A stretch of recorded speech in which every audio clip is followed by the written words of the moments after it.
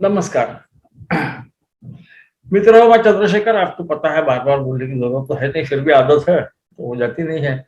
तो आज हम जो हमारी ये ग्रहों के अलग अलग भावों में स्थित होने की एक हमने श्रृंखला चालू की है, या पुष्पमाला चालू की, आप जो भी उसे समझो, उसका मेरे ख्याल से ये षष्ठ पुष्प है, षष्ठ कड़ी है।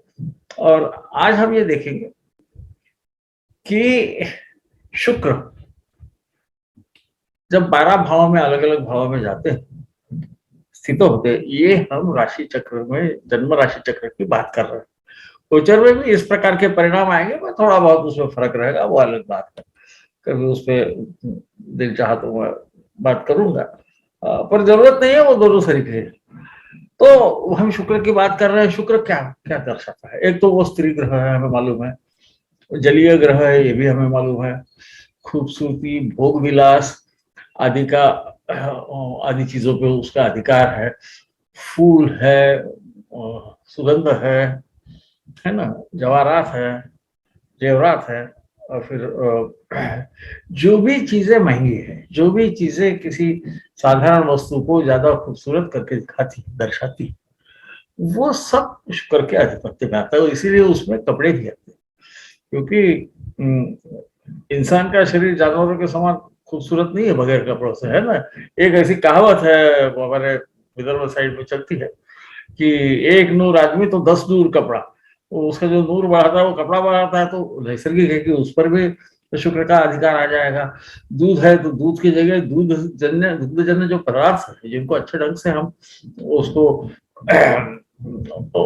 उसका वेस्टर्न आदि करके और खूबसूरत उसको रंग वगैरह देके उसको जब हम बेचते हैं, तो इस पर भी शुक्र का अधिकार आ जाता है। शुक्र और चंद्र साथ में रहने के बाद में कुछ लोग बोलते हैं कि उसका दवाइयों पे, केमिकल पे भी असर होता है। हालांकि उसके लिए मंगल चंद्र की जरूरत ज्यादा है, परंतु शुक्र भी दे सकता है। वो शायद सौंदर्य प्रसाधन के लिए जो हम जो केमिकल्स का प्रयोग करते हैं, उनको क्या बोलते हैं, ब्यूटिफिकेशन के लिए, तो उसमें भी शुक्र का संबंध आता है। शुक्र हमारी दृष्टि पे उसकी शक्ति है। आंख नहीं, दृष्टि, या आपकी आंखें कैसी दिखती है, यानी उसमें वो, आपको मालूम है कि वो जलीय ग्रह है, तो हम बोलते हैं उसमें एक चमक दिखती है। तो इस प्रकार का उसके जो बाल है, वो घुघराले कह रहे हैं।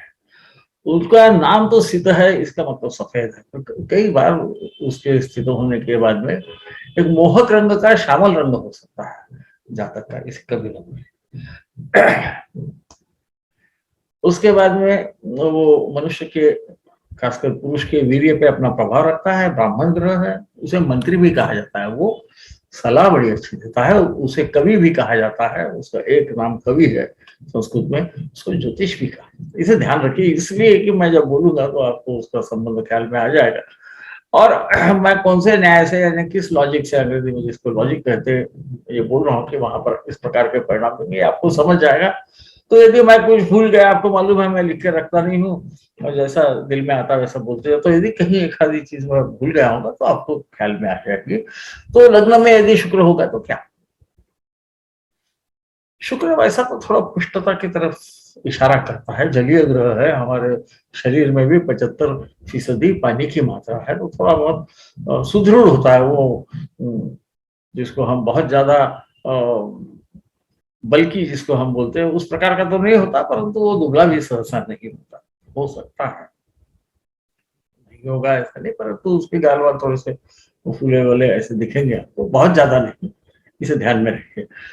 रंग का मैंने बोला, पर ये जो रंग है ना, ये उसकी जो जिस फैमिली को वो बिलोंग करता है, जिस कुटुंब से वो आता है, उनके रंग के साथ उसका आप अंदाजा लगाइए कि वो ज्यादा गोरा है, ज्यादा सावला है, काला है, क्या है। वरना क्या हो जाता है कई बार कि हम गोरा यानी गोरा इस अर्थ से लेते हैं, ऐसा न लीजिए। उसके कुटुंब में उसका रंग थोड़ा अलग होगा। किस प्रकार का होगा, तो शुक्र के समान। तो बहुत गोरे लोग होंगे तो उसमें थोड़ा सा हल्का भी वो कम हो गया गोरे रंग में, तो भी उसको सावला उस कुटुंब में कहा जाए, है ना। आपने यदि कभी आपका सरदार लोगों से वगैरह संबंध आता होगा, वो किसी को काले काले बोलते हैं भाई को, तो वो हमें तो, मेरे समान आदमी को तो वो काला नहीं दिखता, परंतु उनके रंग से वो थोड़ा सा हल्का उसका जरा काली वाली है, उनको ऐसा लगता है कि रंग उसका थोड़ा उतना उजला नहीं है।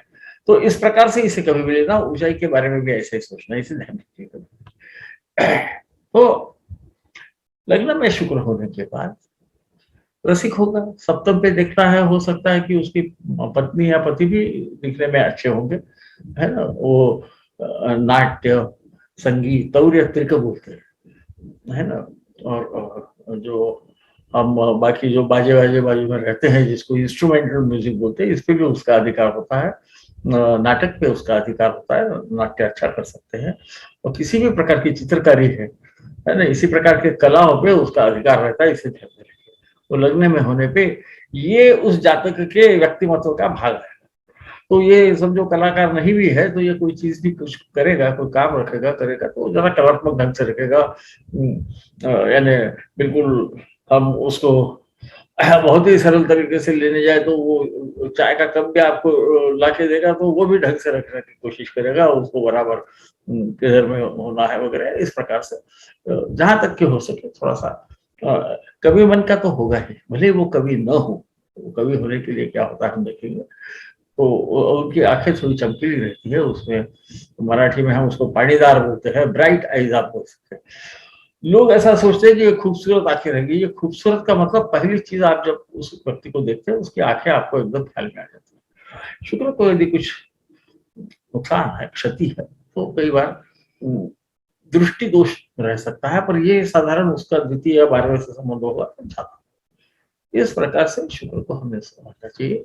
ये सलाहकार भी अच्छा हो सकता है, क्योंकि आखिर में उसको राजा के दरबार में, ग्रहों का जो हमने राज दरबार बनाया है, उसमें उसको मंत्री कहा गया। मंत्री का मतलब मंत्रणा देने वाला, तो मंत्रणा देने वाला कौन रहता है, तो सलाहकार। तो उस अर्थ से उसे समझिए आप, इस प्रकार का शुक्र का स्वरूप है। सप्तम भाव पे देखता है तो नैसर्गिक है कि उसके जोड़ीदार वो जो व्यवसाय करेगा वो भी उस प्रकार का हो सकता है, वहां बैठने पे वो ज्यादा होगा, परंतु वो अपना प्रभाव डालेगा। शुक्र को एक ही दृष्टि आपको मालूम है, केवल सप्तम दृष्टि। अब ये द्वितीय भाव में जाता है तो क्या करता है, ये काव्यात्मक कई बार करता है। इसके बोलने में, काव्यात्मक बोलने की उसको आदत रहती है। कई बार स्त्रियां इसको अपने कुटुंब का, है ना, उसके कुटुंब की स्त्रियां तो उसको समझेगी, उसमें कोई बड़ी बात नहीं। कोई भी स्त्री यदि उसके संपर्क में आई तो शायद वो उसको अपने कुटुंब का हिस्सा समझ के उसको मदद करे, उनके जरिए उसको धन भी मिल सकता है। ये धन आप बुरे अर्थों में मत लीजिए, या कोई कला के माध्यम से भी उसको धन मिल सकता है, वो उसका व्यवसाय भी हो सकता है, क्योंकि ये संचित धन का स्थान है ना। उसको कोई कुछ उसका सत्कार करने के लिए कुछ उसे दे, तो वो भी स्त्रियों की तरफ से उसको मिल सकता है। ये संभावना केवल स्त्री होगी ऐसा नहीं, कोई विद्वान जो होगा, जो लोगों को सलाह देता है, ऐसा इंसान भी रह सकता है। क्योंकि इसीलिए मैंने शुक्र के सब उसकी जो चीजें हैं वो बताई, परंतु वो स्त्री कारक रहता है। ऐसे लोगों को सहसा स्त्रियां मदद करती है। तो मौसी वगैरह का उस पर शायद प्रभाव माता से जाता होगा। चंद्र को हम माँ मानते हैं, शुक्र को मौसी मानते हैं। ऐसे तो कारकत्वों में बहुत सारे भेद है, सूर्य और शुक्र में जो शक्तिशाली है उसे पिता का कारक मानना चाहिए, ऐसा भी कहा गया है। तो इसलिए उसमें गड़बड़ मत कीजिए। पर ऐसा कहते हैं कि चंद्र और शुक्र, इनमें जो बलवान है वो माँ या मौसी, इस प्रकार से उनको देखा जाता है, तो उसका उस पर प्रभाव हो सकता है। इसका बोलना नैसर्गिक है कि इसको बोलना सुनने के लिए लोग कुछ कंठ हो जाए, क्योंकि बड़े बोलने की जो शैली है वो अच्छी रहती है, उसमें वो शक्ति है।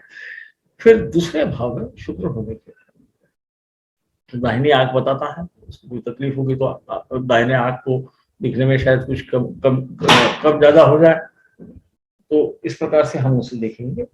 और इसी कारण से शुक्र का द्वितीय भाव में रहने पे वो अष्टम भाव पे देखता है, इसे ध्यान में रखिए।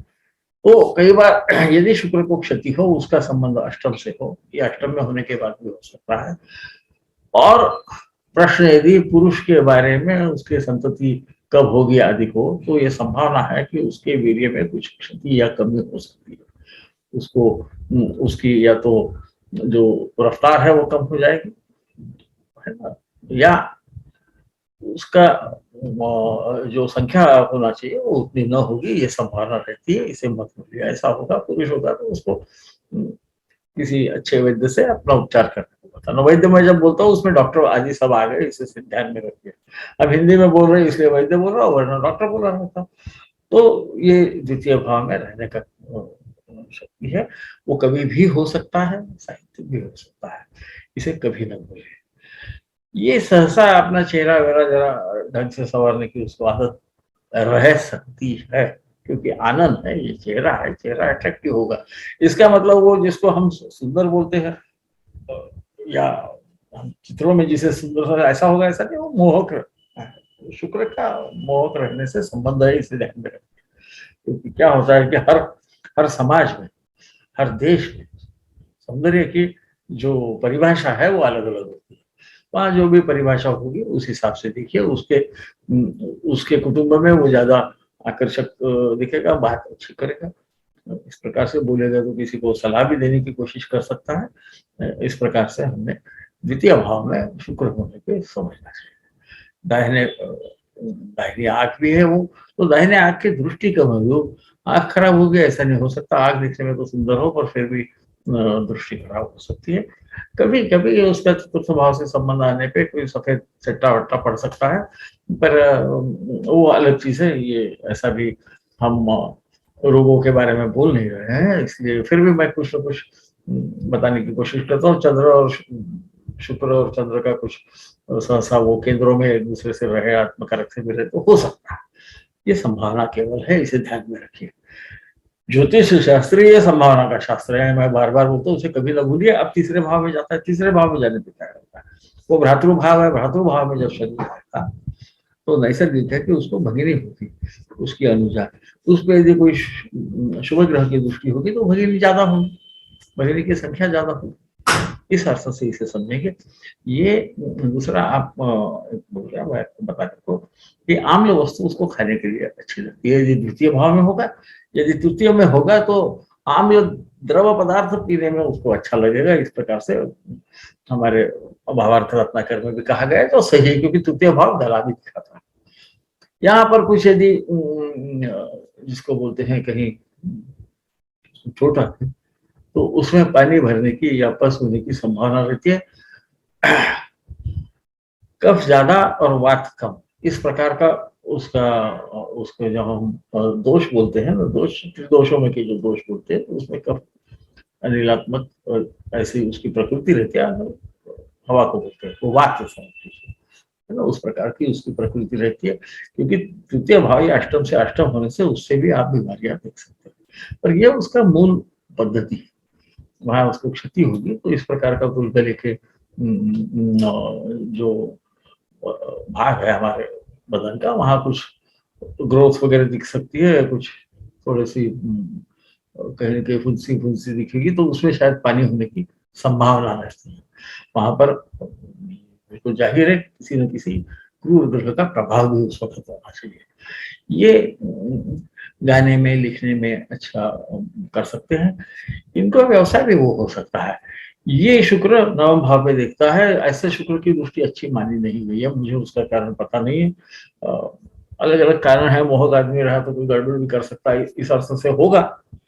परंतु वो नवम भाव पे जब देखता है तो ये संभावना होती है कि ये इसका गुरु या ये जिसकी बात मानते हैं, जिनकी सलाह मानेगा, वो शायद स्त्री हो या वो कोई कवि हो, वो साहित्यिक हो।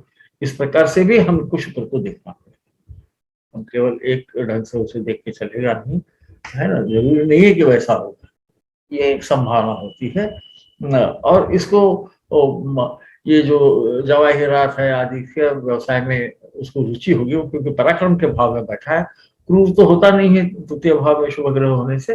तो इस प्रकार से ये जो शुक्र है ये तृतीय भाव में बैठने से इस प्रकार से करता है। तृतीय भाव, अष्टम भाव, 11वें में और कुछ होगा, वो मैं आखिरी में बताऊंगा, ताकि वो सब एक मिलके है। तो अब ये क्या करता है, चतुर्थ भाव में जाता है। चतुर्थ भाव का है, माता का है, सुख का है, सुख मिलेगा, कोई सवाल नहीं आता, शुभ ग्रह है। माता का दिखना वगैरह जो है, जैसा हमने लग्न में शुक्र को बताया उस प्रकार का उसकी माता हो सकती है। इसे ध्यान में रखिए, ये सुख प्रदान करेगा। इसका मकान वगैरह जो है, इसके आजू बाजू में सुगंधित पुष्प वगैरह होंगे, क्योंकि इन पे उसका अधिकार है। ये जो मकान करेगा उसके आजू बाजू कोई बागान वगैरह बगीचा वगैरह लगाया होगा उसने, इस प्रकार से हमें उसको देखना चाहिए। और वाहन भी लेगा तो दिखने में बड़ा, जिसको हम एग्जॉटिक बोल सकते हैं, दिखने में खूबसूरत होगा, क्योंकि वो वाहन का स्थान है। मकान बनाएगा तो मैंने जैसा बताया कि उसके आजू बाजू में वो दिखने में तो खूबसूरत होगा, पर वहां पे थोड़ा सा उसको फूल पौधे वगैरह लगाने की इच्छा होगी, क्योंकि बागान में उसका रहना है। ऐसा तो उसका शैयागार में रहना भी बोला गया है, तो शायद सुख का भी अनुभव उसको शायद अच्छा आना चाहिए यदि चतुर्थ में शुक्र होगा तो। हालांकि शायद सुख का स्थान तो 12वां है, इसे ध्यान में रखिए, पर यह हो सकता है, क्योंकि वो उसकी आदत है और वहां पर उसको सुख महसूस होता है, तो कहाँ महसूस होगा, जहां वो रहता है वहां महसूस होगा। इस प्रकार से हम उसको सोच रहे हैं, वहां वो दिग्बली होता है। फिर ये ना भूलिए कि जब भी केंद्र में, लग्न में तो बताना भूल गया, पर केंद्र में शुक्र यदि होगा किसी बालक के, तो कोई बहुत ज्यादा उसको बीमारी भी होगी तो सहसा उससे वो उभर जाता है। इसे ध्यान में रखिए। हमारे विद्वानों ने कहा, यही उन्होंने गुरु के बारे में भी कहा है। यदि मैं गुरु के जो भाषण दिया उसमें भूल गया होगा तो उसे याद रखिए कि ये वो बालक का इस प्रकार रक्षण करते हैं, जैसा शिव जी आने के बाद में भूत वगैरह प्रेत भाग जाते हैं, इस प्रकार से वो श्लोक कहा गया है। नीलकंठी में भी है और शायद पराशरी में भी है, तो उसे भी आप ध्यान में रखें कभी भी। द्वितीय का शुक्र दूसरी बात ये करता है, जो मैं शायद बोला नहीं होगा, वो अच्छे ज्योतिषी भी है, क्योंकि एक अर्थ उसका ज्योतिषी भी होता है, इसे भी ध्यान में रखिए। जैसा बुध का बताया है उसी प्रकार शुक्र का भी बोला गया है हमारे शास्त्रों में। उसका कारण वही है कि वो आखिर में सलाह देने वाला है, तो अच्छी सलाह दे सकता है। शुभ ग्रह है, गुरु के समान ही है, भले वो दैत्यों का गुरु है पर है तो गुरु। और सूर्य जो राजा है, इसके जो सलाहकार है उनमें से एक गुरु है, दूसरा शुक्र है, तो ये सलाह अच्छी दे सकते हैं। हाँ, इसकी सलाह में ज्यादा भोग विलास के बारे में सलाह ज्यादा अच्छी शायद दे सके इस प्रकार, परंतु ये अच्छे सलाहकार होते हैं। ज्योतिषी का भी काम सलाहकार ही रहता है, इसे मत भूलिए। दिग्बली होने से और शक्तिशाली होता है शुक्र। यदि चतुर्थ में होगा तो माँ से ज्यादा शायद उस जातक पे प्रभाव उसकी मौसी का होगा, ये एक संभावना है, इसे मत भूलिए। पंचम भाव में जाएगा, पंचम भाव ये बुद्धि का भाव है, उसको प्रथम संतति शायद स्त्री संतति होगी, इसे हमने ध्यान रखना चाहिए। फिर ये स्नातकोत्तर जो परीक्षा है, जैसा स्नातक परीक्षा चतुर्थ भाव में, वो अच्छे ढंग से हो जाएगी उसकी, वहां उसे शायद कुछ तकलीफ नहीं होगी। खासकर यदि ये जिसको ह्यूमैनिटीज के विषय कहते हैं, आर्ट्स हमारे वक्त कहा जाता था, उस प्रकार के इनमें उसको बहुत ही आसानी से होगा। पर बाकी भी उसकी परीक्षाओं में कोई तकलीफ नहीं होगी। चतुर्थ में यदि स्नातक की परीक्षा में नहीं होगी, पंचम में होगा तो स्नातकोत्तर जो परीक्षा होती है और फिर अनुभव सिद्ध जो ज्ञान है, ये दोनों चीज में इसको परीक्षा नहीं देगी, ये वो ज्ञान प्राप्त कर सकता है।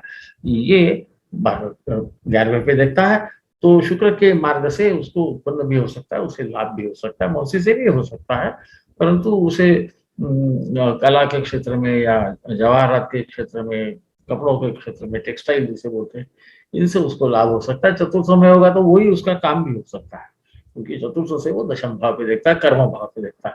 कर्म भाव में होने से उसका प्रभाव थोड़ा बढ़ जाता है, परंतु चतुर्थ में वो दिग्बली होता है, इसे न भूलें। और इस प्रकार से ये अनुभव सिद्ध ज्ञान भी अच्छे ढंग से प्राप्त करता है, क्योंकि पंचम भाव है भाषा। पंचम भाव को आपको जो अनुभव दुनिया में आते हैं वो भी ज्ञान हम पंचम भाव से देखते हैं, उसके भी ऊपर का जो ज्ञान है उसको फिर हम नवम भाव से देखेंगे, जिसे आपने अभी तक तो सुना है तो आपको पता है। फिर ये शुक्र यदि षष्ठ में होता है तो क्या होता है, तो सहसा ऐसा कहा गया है कि इसमें उसके विवाह सुख में तकलीफ आती है, आ भी सकती है, परंतु एक याद रखिए कि भावार्थ रत्नाकर ने कहा है कि शुक्र जिस प्रकार 12वें में स्थित होने से अच्छे फल देता है, उसी प्रकार वो षष्ठ से भी देता है, और उसी प्रकार सूर्य भी देता है। ये भावार्थ रत्नाकर कहा, इसे मत भूलिए। वो कुछ भी होगा तो भी उसके, क्योंकि वो देखो नौकरों का नौकरी का अधिष्ठान है ना, जो जिस कर्म से उसका उसकी ख्याति हो सकती है, दशम भाव का वो त्रिकोण है ना सब, तो इसलिए तो उसको उसकी आर्थिक परिस्थिति अच्छी नहीं है, क्योंकि आखिरी में शुक्र 12वें पे देख रहा है, वो खर्चा करना दिखाता है, पर वो करेगा तो शुक्र है, तो वो अच्छी कीमती चीज़ों की तरफ उसका आकर्षण रहता है और इसीलिए उसको उसका फ़ायदा हो सकता है। हाँ, ये हो सकता है कि किसी स्त्री की वजह से इसका शत्रुत्व हो जाए, ये केवल संभावना है। परंतु ये भी हो सकता है कि वो मौसी से उसका ज़्यादा अच्छे संबंध हो गए, मौसी का उसका मौसी ने ही कभी-कभी ऐसे लोगों का पालन-पोषण किया रहता है, माँ ने नहीं किया रहता, ये भी एक संभावना रहती है, इसे कभी न भूलिए। हाँ, ये शुक्र होने की वजह से कभी-कभी रोगों के बारे में शुक्र से संबंधित रोग हो सकते हैं। षष्ठ भाव है वो, षष्ठ भाव में बैठा है, कफ और अनिल टाइप के हो सकते हैं और नहीं हो सकते ऐसा नहीं, इसमें कभी-कभी ट्यूबरकुलोसिस भी आता है पर सहसा नहीं होता और पुरुष होगा तो उसको किसी न किसी कारण से वीर्य में उसके कुछ गड़बड़ हो सकती है यदि उस पे क्रूर ग्रह की दृष्टि हो या क्रूर ग्रह उसके साथ हो या राहु केतु के समान किसी ग्रह उसके साथ होगा तो फिर ये संभावना होती है, परंतु वो तात्कालिक होती है, वो ठीक हो सकती है ना? इसलिए फिर से वैद्य के पास जाना पड़ेगा, जैसा मैंने अष्टम भाव में बोला वो भी वहां पर होगा। इसको कभी-कभी सपने में भोग विलास के सपने पड़ते होंगे क्योंकि 12वें में दिखता है, वो 12वां स्थान ये सपनों का भी है। इसे ध्यान में रखिए या फिर शुक्र के संबंधित रोगों की वजह से अस्पताल भी जाना पड़ता है। असंभव नहीं है, इसे ध्यान रखिए, परंतु सहसा इसको सुख संपत्ति आदि प्राप्त होते रहे। सुख का अर्थ आप इतना ही समझना कि संपत्ति होने की वजह से उसे जो भी चाहिए वो उसको मिल सकता है। इस प्रकार से हाँ, ये कभी-कभी इसके जो इसके नीचे काम करने वाले, इसके निचले स्तर पे जो भी इसके कार्य क्षेत्र में काम करते हैं, वो स्त्री नौकर हो सकते हैं या ये सौंदर्य प्रसाधन या हमारी ज्वेलरी जिसको बोलते हैं हम जेवरात वगैरह, ज्योतिष आदि कामों में भी ये संलग्न हो सकता है या ऐसे कामों में ये कर सकता है। इसे ध्यान में रखिए। षष्ठ भाव है आखिरी में, नौकरी का भी भाव है, इसे कभी न भूलिए। अब सप्तम में जाता है शुक्र तो क्या करेगा? सप्तम में जाता है तो जो लग्न में करेगा उसका उल्टा करेगा, यानी उसकी पति या पत्नी जो है वो दिखने में उनके बाल घुंघराले रहेंगे, लग्न में होगा तो जातक के रहेंगे, काले बाल रहते हैं सहसा उनके। परंतु ये भी देश के हिसाब से, देश काल और पात्र के हिसाब से इसे समझिए। इनके साझेदार स्त्री रह सकती है ना? इनका व्यवसाय जो है शुक्र के जितने भी मैंने व्यवसाय बताए जिसमें सुगंध है, पुष्प है ना, जेवरात है, कपड़े हैं, दूध के दुग्धजन्य पदार्थ है, प्लास्टिक वगैरह सामान जो हम पैकिंग के लिए जो चीजें का इस्तेमाल करते हैं वो भी उसमें आती है। यदि वो जरा खूबसूरत होगी तो अच्छा प्रिंटिंग वगैरह करके जो लेबल करते हैं वो भी शुक्र के ही आधिपत्य में आएगा, ऐसा मेरा मानना है। ये उसका व्यवसाय हो सकता है।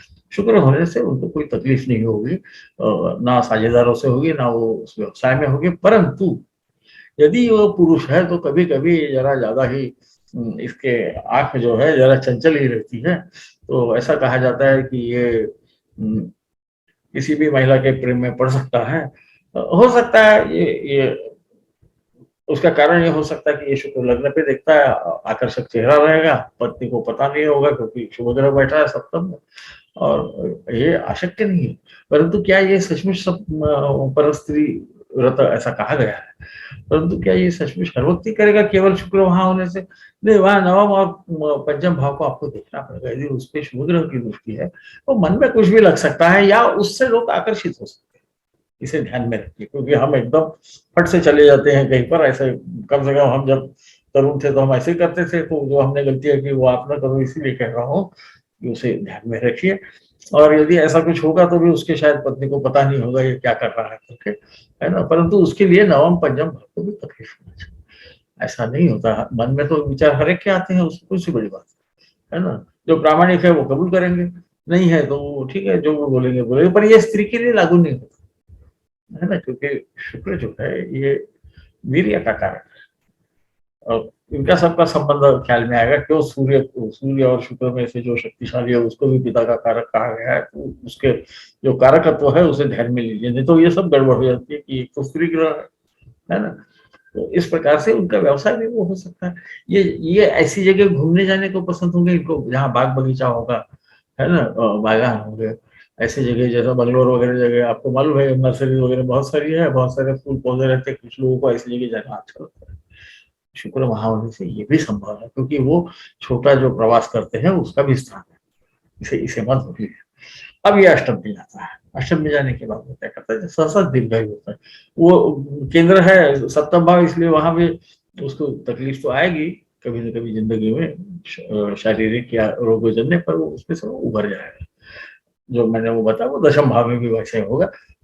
केवल शुक्र होना, उसके साथ कोई होगा तो उसमें फर्क आएगा। इसे ध्यान में रखिए, जब हम बोल रहे हैं कि एक ग्रह है तो केवल एक ग्रह है, उस पर कोई देख लेगा, ऐसा समझ के हम बता रहे हैं। जहां मुझे लगता है कि ये बताना जरूर है कि यदि कोई दूसरा होगा तो क्या होगा, तो वहां मैं बता ही देता हूँ। तो अष्टम में गया। अष्टम में जाने के बाद में यहाँ के जो रोग है ये मूलतः होने वाले है। अब वो देखो, षष्ठ भाव या अष्टम में इतना ही फर्क है कि षष्ठ में जो रोग है ये, इसमें कुछ न कुछ इसका भी योगदान होता है जातक का। मतलब खाने पीने में गड़बड़ हो गई, कोई स्वच्छता रखने में गड़बड़ हो गई, उसके वजह से रोग होना वगैरह, ये षष्ठ भाव में आते हैं। वो उनको आपकी कार्य पद्धति शैली आदि बदलने से उसको जल्दी काबू पाया जा सकता है और वैद्य के उपचार से भी ठीक हो जाता है। यहाँ जो रहते हैं ये सहसा आपकी मूल प्रकृति रहती है, आपके मतलब जातक की मूल प्रकृति रहती है, इनको ज्यादा तकलीफ होती है, इनको आसानी से कवर कर देना। पुरुष होगा तो उसे भी, जैसा मैंने जब भी बताया कि वीर्य के संबंधित कुछ तकलीफ हो सकती है, खासकर यदि उस पर क्रूर ग्रह देता, वरना अष्टम में शुक्र दुर्भय भी दे सकता है। तो अष्टम में शुक्र एक ही चीज है, क्योंकि देखो वो वीर्य का कारक है, पर वो आयुष स्थान में बैठा है, आयुष स्थान को वो शक्ति दे सकता है, परंतु वो उसी जरिए से रोग भी दे सकता है, इसे कभी ना भूलिए, है ना। परंतु वहां पे उसको किसी न किसी पूर्व ग्रह की क्षति आदि होना ये जरूरी रहेगा। स्त्री होगी तो उसको व्हाइट डिस्चार्ज बोलते हैं, वो सफेद पानी जाना बोलते हैं। ये षष्ठ में या अष्टम में शुक्र होने से ये संभावना स्त्री को रहती है, क्योंकि भाई इसको कोई बहुत दिमाग नहीं लगता, स्त्री को वीर्य रहेगा नहीं तो फिर क्या होगा। तो जननेंद्रिय की जगह है, तो वहां पर कभी कभी ऐसा हो सकता है, इसे ध्यान में रखें। तो ये खास कर तब होता है जब बीमारी के संबंध में कोई प्रश्न होगा तो इनको देख लेना, पूछ लेना। उसकी दवाई वगैरह करना ज्यादा अच्छा है, इसी के लिए ज्योतिष शास्त्र बना है कि हमारा जन्म तो हो गया, फिर से होगा नहीं तो क्या किया जाए। ये जो तकलीफ है इसको तो भाई हमें पहले पता होगा तो हम उसकी दवाई आदि लेना चालू कर देंगे, है ना। तो इस प्रकार से हाँ, इसको वसीयत जो है वो खुद के स्त्री की वजह से मिल सकती है, किसी भी स्त्री से इसको वसीयत मिल सकती है, क्योंकि वो वसीयत का भी अष्टम भाव, इसे न भूलें। इसे कई बार जेवरात वगैरह भी अचानक कोई दे सकता है, क्योंकि यहाँ से वो द्वितीय भाव पे देखता है, और द्वितीय भाव हमें मालूम है कि ये संचित धन का तो स्थान है ही। ये आपको मान वगैरह करने के बाद जो दिया जाता है, उसके साथ में वस्त्र दिए जाते हैं, वस्त्रांपर आदि बोला जाता है, गहने वगैरह भी देते थे पुराने जमाने में राजा लोग, वो सीधे दूसरे घर में पहुंच जाते हैं। तो ये अचानक का भी घर है, कौन सा, अष्टम भाव। तो अचानक कोई कोई आपको तोहफा दे दे जो इस प्रकार का रहे, वो थोड़ा सा कीमती रहेगा क्योंकि शुक्र है। हाँ, ये भी हो सकता है कि आपको कोई सुगंधित द्रव्य कोई दे दे, जिसको आजकल परफ्यूम आदि बोलते हैं, वैसा कोई दे दे, तो वो हो सकता है स्त्री भी दे दे, क्योंकि आखिर में द्वितीय भाव से शुक्र का संबंध आ रहा है, वो द्वितीय में भी यही कर सकता है और वो ये अष्टम से भी ये करने की उसकी क्षमता रहती है, इसे न भूली। अब नवम भाव में जाता है ना। नवम भाव में जाने के बाद में क्या होगा, ये नवम भाव जो है ये हमारे धर्म का भाव है, आपको मालूम, यहाँ से वो तृतीय पे देखता है, तो फिर से वही हो गया कि शायद भगिनी की संख्या, यानी भगिनी तो पक्की होगी, अनुजा होने की संभावना है और होगी, तो इसके संबंध अच्छे रहेंगे। मौसी का भी उस पर अधिकार हो गया, ये मौसी की बात मानेगा। देखिए नवम भाव ये गुरु जो भी आज्ञा देता है, प्रभु यानी राजा, इन सबका भाव है ना। पिता का भी भाव है। तो मैंने जैसा कहा है कि एक जगह पराशर ने बोला है कि यदि वो शक्तिशाली हो सूर्य तो वो भी पिता का कारक माना जा सकता है, इसे न भूलिए। परंतु सहसा इनके गुरु या तो स्त्री गुरु रहे, या ये जहाँ काम कर रहे हैं वहां उनके जो ऊपर के अधिकारी है वो स्त्री हो सकती है, या सौम्य स्वभाव की हो सकती है, क्योंकि स्त्री बोलने के बाद में हमको मालूम है जितनी भी स्त्री राशि है ये सौम्य राशि है, तो इस प्रकार की हो सकती है, थोड़ी मुड़ी भी हो सकती है, इस अर्थ से उनको लेना। और नवम भाव में होने की वजह से ये उनकी बात मानेंगे, क्योंकि वो शुभ ग्रह है, तो इनके झगड़े होने की संभावना नहीं है शुक्र नवम भाव में रहने से किसी से, है ना। मौसी की बात मान सकते हैं, कई बार होता है कि वे मौसी ने बोल दिया तो मान लेते, माँ ने बोला तो नहीं मानते लोग, है ना। ये अलग अलग ढंग का है ना सब, ये ज्योतिष में सब कुछ चीजें सोची गई। तो भाग्य भी स्त्री की वजह से इनके भाग्य की वृद्धि हो सकती है, जेवरात की वजह से हो सकती है, तो ये वो व्यवसाय भी कर सकते हैं, जो भी शुक्र के मैंने व्यवसाय बताया उसमें काफी, मैं जेवरात केवल एक शब्द बोल रहा हूँ, परंतु उतने सब व्यवसाय वहां से तो भाग्य के कारण उसे मिल सकते हैं, मिलेंगे तो उससे उसको कुछ कुछ आमदनी जरूर होगी, क्योंकि वो नवम भाव से पराक्रम भाव पे होता है, तो पराक्रम में भी वो अपना कुछ न कुछ प्रभाव डालेगा। देखिए दृष्टि यानी आंखें तो रहती नहीं है ग्रहों को, आपको मालूम है, ग्रह तो एक पिंड है, हाँ, परंतु उसकी जो चुंबकीय शक्ति है वो अपना प्रभाव डालती है, वो प्रभाव डालने से हमारे मन में प्रभाव पड़ता है, उससे हम कर्म करते हैं, कर्म से ही फल की सिद्धि होती है। आपको तो पता है, आप लोग विद्वान हो, आपको मालूम है, कर्मण्यवाधिकार से हम रोज बोलते रहते हैं, है ना। गीता का पाठ करते हैं जो उनको मालूम है, तो भगवान ने भी यही बोला कि मैं तो केवल कर्मों के फल दूंगा, तो कर्म करना पड़ेगा, तो कर्म करने के लिए मन से इच्छा होना चाहिए, इस प्रकार से उसको हम समझते हैं। नवम भाव जो है ये आपके स्नातकोत्तर के भी ऊपर की जो ज्ञान है वो लेने का भी भाव है। शुक्र को मृत संजीवनी का अधिकारी भी कहा गया है, तो ये और ये सलाहकार है, तो ये स्त्री संबंधित सलाह देने का कोई विशेष भी हो सकता है, डॉक्टर भी हो सकता है, तो उस संबंध में कुछ करे, या उस संबंध में कोई आगे का जिसे स्त्री या शुक्र से संबंधित जो भी चीजें हैं इनके अन्वेषण करने की भी शक्ति देता है। यदि शुक्र वहां पर पहुंचा तो उस वजह से उसका भाग्योदय हो सकता है, इस प्रकार से इसे समझिए। अब हम जाएंगे दशम भाव में। दशम भाव में क्या होगा? दशम भाव में आपको मालूम है कि कर्म का भाव है, ये कर्म का भाव होने से और पिता का द्वितीय भाव है, और शुक्र जो है ये तो राजसिक ग्रह है, तो शायद पिता की संपत्ति वगैरह स्थिति अच्छी होगी, और ये शुक्र से संबंधित जितनी वस्तु है इनमें से किसी का भी व्यवसाय कर सकता है। ये कला के क्षेत्र में कर सकता है, उसका अधिकार है, नाट्य के क्षेत्र में कर सकता है, जेवरात के क्षेत्र में कर सकता है, फूल आदि के क्षेत्र में कर सकता है, पैकिंग की चीजें, दुग्धजन्य पदार्थ आदि का उससे संबंधित ये काम कर सकता है। अब ये व्यवसाय करेगा या ये नौकरी करेगा, ये षष्ठ या सप्तम पे किस पे ज्यादा प्रभाव है ग्रहों का, उसे देख के आपको पता चलेगा। सप्तम सहसा हम व्यवसाय के लिए देखते हैं खुद का, और षष्ठ भाव जो है नौकरी के लिए, क्योंकि आपको ख्याल में आएगा कि 6, 10 और 2 ये एक दूसरे से संबंधित है, वो संचित धन है।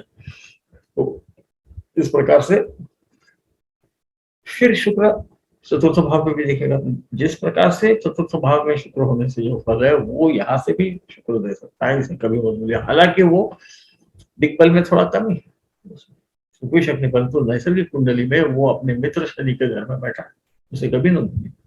तो दशम भाव से कुछ न कुछ देगा। मैंने जैसा बोला कि यदि उसकी बहुत कोई तकलीफ वाली बीमारी आ जाए खासकर बचपन में, तो उससे वो उभर के निकलेगा, क्योंकि शुक्र और गुरु ये यदि केंद्र में रहे तो इस प्रकार की शक्ति जातक को प्रदान करते हैं। कर्म बंद हो जाता है ना जब ऊपर चले जाते हैं, तो कोई कर्म नहीं रहता। इसलिए दशम भाव को ध्यान में रखना, जब हम आयु वगैरह की बात करें या आयु की क्षति की बात करें, तो दशम भाव को हमने जरूर ख्याल में रखना चाहिए। अब ये जो शुक्र है 11वें भाव में चला जाता है। अब बोलने की जरूरत नहीं कि लाभ है सर्वग्रह प्रशस्त, तो लाभ में जो भी ग्रह है वो अपने मार्ग से उसको लाभ कर रहा है ना। फिर वो पंचम भाव में देखेगा तो वहां पर भी पुत्री होने की संभावना ज्यादा है, संतति जो है स्त्री संतति होने की संभावना है, इसे ध्यान में रखिए। शुक्र 11वें में रहा तो लोग वो स्त्रियों से संपत्ति प्राप्त कर सकता है, ऐसा भी होता है, हाँ हो सकता है, पर वो स्त्री का अर्थ शायद ये नाटक क्षेत्र या सिनेमा का क्षेत्र आदि में काम करने वाले लोगों की वजह से उसको आमदनी हो सकती है, ये संभव है। उसी के साथ जेवरात आदि जो मैंने बोला उससे भी उसको आमदनी हो सकती है। ये 3, 8 और 11 के बारे में ये खत्म होते साथ मैं बोलूंगा, क्योंकि अब हम 12वें भाव में जा रहे हैं। तो 12वें भाव में तो शुक्र अच्छा ही माना गया है, क्योंकि नैसर्गिक कुंडली में वो उसकी उच्च की राशि थी। हालांकि भावार्थ रत्नाकर कहता है कि ये केवल मीन और कुंभ लग्न के लिए लागू नहीं, तो ध्यान में रखिए। इसका कारण भी शायद मैंने मेरे भावार्थ रत्नाकर पे जो टीका लिखी है उसमें दिया है। तो देखिए कि कौन से भाव का कारक होके 12वें में बैठ के उस भाव के कारकत्व का व्यय हो रहा है, तो आपको समझेगा कि उसके पराक्रम का व्यय होगा, है ना, या काहे का व्यय होगा, वो आप देख लीजिए तो आपके ख्याल में आ जाएगा कि वो क्यों कहा गया। तो उसके सुख का व्यय हो जाएगा, आगे होगा, है ना। तो इस प्रकार से ये वो दो जगह में वो उतना फल नहीं था। इसका मतलब क्या शून्य हो जाएगा? तो मुझे लगता है ऐसा नहीं है, फिर भी वो कुछ न कुछ फल जरूर देगा, ये मेरा मानना है। हाँ, इसके जो नौकर है, शत्रु है, ये सब स्त्री कारक रह सकते हैं। शुक्र से जो भी दिखाए गए, ये इसके शत्रु भी रह सकते हैं, ये इसके इसके नीचे काम करने वाले, इसके कम स्तर पे काम करने वाले नौकर भी रह सकते हैं। इतना ही नहीं, ये बार बार रहने से कभी कभी सपने में इसको महलों के सपने या स्त्रियों से कुछ हंसी मजाक कर रहे हैं, ऐसे सपने ऐसे आ सकते हैं। ये केवल आ सकते हैं, इसे जरूर ख्याल में रखिए। यहाँ पर भी रहने से कभी कभी वीर्य में तकलीफ आ सकती है। तो यदि वो पुरुष जातक है और यदि उसका प्रश्न संतति क्यों नहीं हो रही इस बारे में है, तो देखिए कि उसको कहीं क्षति तो नहीं। क्षति का अर्थ मैं सहसा राहु या केतु से उसकी राशि या नवमांश में उनका बैठना या राशि या नवमांश में उस ग्रह के साथ में होना, इतना ही लेता हूँ। केवल क्रूर ग्रह का अर्थ वो क्षति होती है ऐसा नहीं है, उसके कारण कभी हम बाद में बात करेंगे। तो इस प्रकार से ये 12 भाव पूर्ण हो गए। अब मैंने बोला था मैं और कुछ बोलूँ, तो जैमिनी ने कहा है शुक्रेण व्यवहित गर्भनाशः। उसका रेफरेंस टू कॉन्टेक्स्ट देखने के बाद में समझता है, वो कहते हैं कि तीसरे या 11वें में यदि शुक्र हो तो जातक के माता का गर्भपात हुआ होगा। तृतीय में होगा तो उसके बाद का बच्चा जो हुआ होगा माता को, वो गर्भपात हो गया होगा या गुजर गया होगा। 11वें में हो तो उसके पहले का, और अष्टम में होगा तो कोई भी गुजर गया हो, इस प्रकार से कहा गया है। ये उसी क्या कहते हैं आप, उसी कतार में होंगे ऐसा नहीं, परंतु एक गर्भपात जरूर हुआ होगा, ये आपको सहसा दिखेगा। इसका फायदा हमें उसके निजी जीवन से कुछ नहीं करना। यदि हम उसका राशि चक्र देख रहे हैं और हम जो सोच रहे हैं उसके बारे में वो हो नहीं रहा, या वो इंसान भी वैसा दिख नहीं रहा, और एक लग्न जो है वो बदल के उसकी राशि इधर या इधर करके, पहली या अगली करके, यदि शुक्र वहां आ रहा है और बाकी सब उसका योग्य दिख रहा है आपको, तो आप ये पूछ सकते हैं। इसका फायदा हमें लग्न की स्थिति पक्की करने में हो सकता है, क्योंकि हमें कोई उसमें रुचि नहीं है कि उसके माता का गर्भपात हुआ कि नहीं। कई बार एक आधे को मालूम भी नहीं होगा, जरूरी नहीं है, परंतु ऐसा होता है। ये बहुत बार मैंने देखा है, मुझे कई बार बोला जाता है कि आप जैमिनी वापरते हो या पाराशरी वापरते हो या क्या करते हो, तो मैं बोलता हूँ मैं वैदिक ज्योतिष का प्रयोग करता हूँ। ये सब एक ही के भाग है, अलग अलग दृष्टिकोण से देखा हुआ है, और अलग अलग ऋषियों ने जो पाया वो बताया है। जो हमको काम में आता है, जिसको हम बार बार देखते हैं कि ये होते रहता है, जैसा चंद्र का पंचम या नवम पे प्रभाव होगा तो एक पुत्र तो जरूर होगा, पर ये एक पुत्र जो 8 पुत्र बताए गए हैं उनमें से रहेगा। इसका मतलब कृत पुत्र, कुत्री पुत्र, दत्तक पुत्र आदि सब आ गए, पर एक रहेगा, ये पक्का है। तो ये भी जैमिनी से आता है ना। तो उसका प्रयोग मैं जरूर करता हूँ, जो मुझे समझता है वो मैं आपको बताते रहता हूँ। इसलिए हम इतने दिन से आप बड़े रुचि लेके मेरे संभाषण सुनते रहते हैं, वो निरस्त तो रहते हैं, परंतु आप सुनते रहते हैं, उसकी सराहना भी करते रहते हैं। तो आपको ये कैसा लगा मुझे जरूर बताइए। कुछ कमी होगी तो मैं उसको पूरी करने की कोशिश करूंगा। नमस्ते।